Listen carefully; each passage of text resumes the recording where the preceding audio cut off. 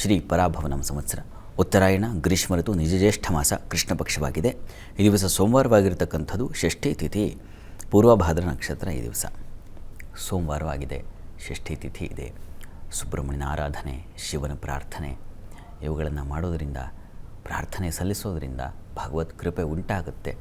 ಅದು ಭಗವಂತನ ಸೇವೆ ಮಾಡ್ತಾ ಮಾಡ್ತಾ ಮಾಡ್ತಾ ಮಾಡ್ತಾ ಪುಣ್ಯವರ್ಧನೆಯಾಗುತ್ತೆ. ನಮ್ಮ ಮನಸ್ಸಿನ ಆ ಹೃದಯಾಕಾಶ ಅಲ್ಲಿ ಈ ತಪಸ್ಸು ಅಂತಕ್ಕಂಥದ್ದು ಸೇರಿ ಸೇರಿ ಸೇರಿ ಸೇರಿ ನಮ್ಮ ಒಳಗಿರ್ತಕ್ಕಂಥ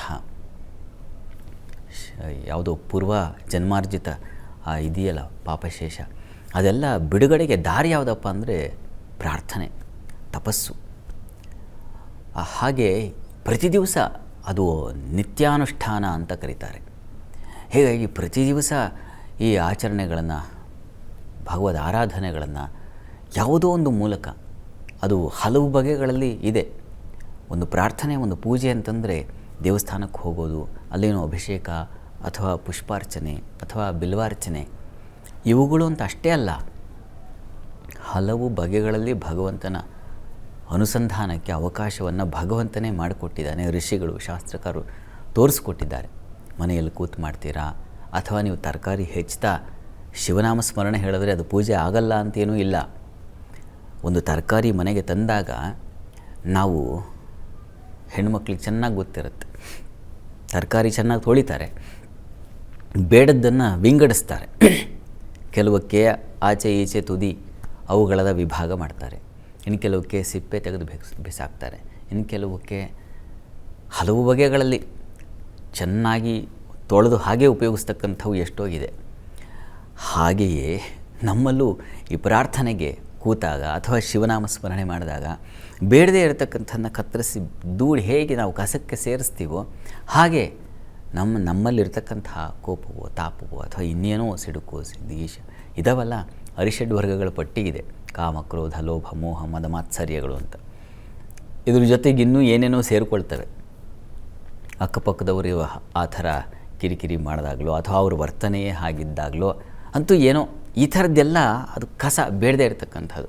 ನೀವು ತರಕಾರಿ ಹೆಚ್ಚುವಾಗಿ ಹೇಗೆ ವಿಂಗಡಿಸ್ತೀರೋ ಆ ರೀತಿಯಲ್ಲಿ ತರಕಾರಿ ಹೆಚ್ಚುವಾಗಲೇ ನನ್ನ ಮನಸ್ಸಿನಲ್ಲೂ ಇರ್ತಕ್ಕಂಥ ಇದೊಂದು ಕಲ್ಮಶ ಇದನ್ನು ತೆಗೆದುಹಾಕ್ತಾ ಇದ್ದೀನಿ.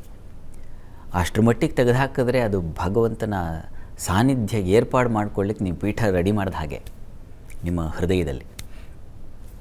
ಹಾಗೆಯೇ ನಾವು ಪ್ರತಿ ದಿವಸ ಒಂದು ದಿವಸದಲ್ಲಿ ಎಷ್ಟೆಲ್ಲ ಬೇಡದೇ ಇರತಕ್ಕಂಥದ್ದನ್ನು ನಾವು ಮಾಡ್ತೀವಿ.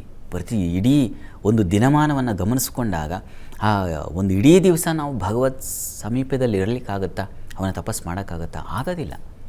ಬೇರೆ ಬೇರೆ ಕೆಲಸಗಳ ಮೂಲಕವಾಗಿ ಏನೇನೋ ಆಲೋಚನೆಗಳು ಬರುತ್ತೆ. ಯಾವುದೋ ಕೆಲಸಕ್ಕೆ ಆ ಕೈಂಕರ್ಯದಲ್ಲಿ ತೊಡಗ್ತೀವಿ, ಬೇಡದೇ ಇರತಕ್ಕಂಥದ್ದು ಹೀಗಾಗ್ತಾ ಇರುತ್ತೆ. ಇನ್ಯಾರನ್ನೋ ಬೈಕೊಳ್ತೀವಿ, ರಸ್ತೆಯಲ್ಲಿ ಹೋಗ್ತಾನೆ ಎಷ್ಟು ಸಲ ಇನ್ನೊಬ್ಬರನ್ನ ಬೈಕೊಳ್ಳೋದಾಗತ್ತೆ ಆ ಸಿಗ್ನಲ್ನ ದಾಟುವ ವೇಳೆಗೆ. ಹೀಗೆ ಬೇಡದೇ ಇರತಕ್ಕಂಥದ್ದು ಅನೇಕ ಬಂದು ಸೇರಿಕೊಳ್ಳುತ್ತೆ. ಪ್ರತಿ ದಿವಸ ಬೆಳಗಾಗಿ ಇಂಥ ಸಮಯದಲ್ಲಿ ನನ್ನೇ ಮಾಡಿರ್ತಕ್ಕಂಥದ್ದೆಲ್ಲ ನಿವೃತ್ತಿಯಾಗಲಿ. ಹೇಗೆ ಒಂದು ಕತ್ತರಿಸಿ ಬಿಸಾಕ್ತೀನೋ, ಸಿಪ್ಪೆ ತೆಗೆದು ಬಿಸಾಕ್ತೀವೋ ಆ ರೀತಿಯಲ್ಲಿ ಅದನ್ನು ತೆಗೆದುಹಾಕಬೇಕು. ಮತ್ತೆ ನಾಳೆ ಅದೇ ಕಥೆ. ಪ್ರತಿ ದಿವಸ ದಿನ ಹೀಗೆ ಇರ್ತದೆ. ಪರಿಶುದ್ಧರಾಗಿಬಿಡ್ಲಿಕ್ಕೆ ಸಾಧ್ಯ ಇಲ್ಲ. ಪ್ರತಿ ದಿವಸ ನಾವು ಟಿ ವಿ ಜಿಯವರು ತುಂಬ ಚೆನ್ನಾಗಿ ಹೇಳ್ತಾರೆ, ನಮ್ಮ ಜಠರಾಗ್ನಿ ಏನಿದೆ, ಅನ್ನ ಎಲ್ಲಿ ಸೇರುತ್ತೋ ಆಮಕೋಶವೂ ಅಲ್ಲೇ ಇರುತ್ತೆ. ಹೊಟ್ಟೆಯ ಸಮೀಪದಲ್ಲೇ ಹೊಟ್ಟೆಯಲ್ಲಿ ಜೀರ್ಣಗೊಂಡು ಬೇಡದೇ ಇರತಕ್ಕಂತಹ ಪದಾರ್ಥ ನಾವು ಏನು ವಿಸರ್ಜನೆಗೆ ಹೋಗ್ತೀವೋ ಅದು ಅದರ ಹೊಟ್ಟೆಯ ಪಕ್ಕದಲ್ಲೇ ಆ ಚೀಲವೂ ಇದೆ. ಹೀಗಾಗಿ ಅನ್ನಕೋಶೆಯ ಜೊತೆಗೆ ಆಮಕೋಶವೂ ಇರುವುದು ಅಂತ ಹೇಳ್ತಾರೆ ಅವರು. ಈಗ ಮನೆ ಅಂದಮೇಲೆ ಒಂದು ಬಾತ್ರೂಮ್ ಇದ್ದೇ ಇರುತ್ತೆ, ದೇವ್ರ ಮನೆ ಇದ್ದೇ ಇರುತ್ತೆ. ಹಾಗೆ ಪ್ರತಿ ದಿವಸ ನಮ್ಮೊಳಗೆ ಕಸ ಸೇರಿಕೊಳ್ತಾ ಇರುತ್ತೆ, ಕಸ ವಿಭಾಗ ಮಾಡ್ತಾ ಇರಬೇಕಾಗತ್ತೆ. ಅದಕ್ಕೆ ಸಾಧನ ಈಶ್ವರನ ಆರಾಧನೆ. ಪ್ರತಿ ದಿವಸ ಈಶ್ವರನ ನಾಮಸ್ಮರಣೆ ಹೇಳ್ತಾ ಹೇಳ್ತಾ ಹೇಳ್ತಾ ಬೇಡವಾದದ್ದು ದೂರ ಆಗುತ್ತೆ. ಪ್ರತಿ ದಿವಸ ಅನುಷ್ಠಾನ ಮಾಡಬೇಕು. ಇದಕ್ಕೆ ನಿತ್ಯಾನುಷ್ಠಾನ ಅಂತ ಕರೀತಕ್ಕಂಥದ್ದು. ಹೀಗಾಗಿ ಪ್ರತಿ ದಿವಸ ಒಂದಲ್ಲ ಒಂದು ದೇವತಾ ಉಪಾಸನೆ ಮಾಡುವುದರಿಂದ ಮನಸ್ಸು ಶುದ್ಧವಾಗುತ್ತೆ. ಮತ್ತಿನ್ಯಾವುದೋ ಕೆಲಸ, ಮತ್ತೆ ಮಾರನೇ ದಿವಸ ಅನುಷ್ಠಾನ, ಮತ್ತೆ ಮನಸ್ಸು ಶುದ್ಧಿ.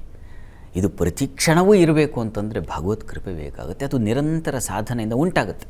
ನಾವು ಮಾಡೋ ಕೆಲಸದಲ್ಲೂ ಎಷ್ಟೋ ಜನಕ್ಕೆ ಟ್ರಾಫಿಕಲ್ಲಿ ಹೋಗುವಾಗಲೂ ಶಾಂತವಾಗಿ ಹೋಗ್ತಾರೆ. ಆ ಧೂಳು, ಆ ಗುಂಡಿ, ಇವನ್ನ ದಾಟುವಾಗ್ಲೂ ಒಂದು ಪ್ರಸನ್ನತೆ, ಆಯ್ತಪ್ಪ ಇದಿದೆ ಇವತ್ತಿನ ನನ್ನ ಬದುಕಿ ಅಂತ ದಾಟ್ಕೊಳ್ಳೋಷ್ಟರ ಮಟ್ಟಿಗೆ ನಮಗೆ ಸಹನೆ ಬರಬೇಕಲ್ಲ. ಅದು ಬರುತ್ತೆ. ಯಾರಿಗೆ ಅಂದರೆ ನಿರಂತರವಾದ ಆ ಭಗವಂತ ಚಿಂತನೆ ಮಾಡ್ತಾ ಮಾಡ್ತಾ ಮಾಡ್ತಾ ಮಾಡ್ತಾ ಒಂದು ಶಾಂತ ಸ್ಥಿತಿ ಬರುತ್ತೆ. ಎಂಥ ಕದಡುವಿಕೆಯಲ್ಲೂ ಹೀಗಿರೋದು ಬದುಕು ಹೀಗೆ ಅಪ್ಪ ಇರೋದು, ಇದನ್ನು ಸ್ವೀಕರಿಸಬೇಕು, ಇದನ್ನು ಒಪ್ಕೋಬೇಕು, ಹೀಗೆ ಸಾಗಬೇಕು ಅಂತಕ್ಕಂಥ ಒಂದು ಶಾಂತ ಚಿತ್ತತೆ ಬಂದು ಸೇರುತ್ತೆ. ಯೋಗಶಾಸ್ತ್ರ ಹೇಳೋದು ಇದನ್ನೇ. ಮನಸ್ಸಿನ ಇಂದ್ರಿಯಗಳು ರಾಡಿ ಮಾಡಿಸ್ತಾ ಇರುತ್ತೆ, ಆದರೆ ಮನಸ್ಸು ಇಂಥ ಆರಾಧನೆಗಳಿಂದ ತಪಸ್ಸಿನಿಂದ ಅದು ಶಾಂತಗೊಳಿಸ್ತಾ ಇರುತ್ತೆ. ಹೀಗಾಗಿ ಭಗವದ್ ಆರಾಧನೆ ಪ್ರತಿ ದಿವಸ ಮಾಡಬೇಕು. ಹಾಗಾಗಿಯೇ ಒಂದೊಂದು ದಿವಸ ಒಂದೊಂದು ವಿಶೇಷತೆಯನ್ನು ಕೇಳಿಸ್ಕೊಂಡಾಗ ನಮಗೆ ಒಂದು ಉತ್ಸಾಹ ಬರುತ್ತೆ. ಎಸ್, ನಾನು ಮಾಡ್ತೀನಿ ಈ ದಿವಸ, ಇದನ್ನು ಮಾಡೋದ್ರಿಂದ ಅನುಕೂಲ ಆಗುತ್ತೆ ಅಂತ. ಹೀಗೆ ಈ ದಿವಸ ಸ್ವಲ್ಪ ಜಾಸ್ತಿ ಆಯಿತು ವಿವರಣೆ, ಆದರೆ ಪ್ರತಿ ದಿವಸ ಅನುಷ್ಠಾನ ಮಾಡಿ ತನ್ಮೂಲಕ ಈ ಹೊರಗೆ ಬೇಡದ ಕಸದಿಂದ ನಾವು ಹೊರಗೆ ಬರ್ತೀವಿ. ಒಳ್ಳೆಯದಾಗಲಿ.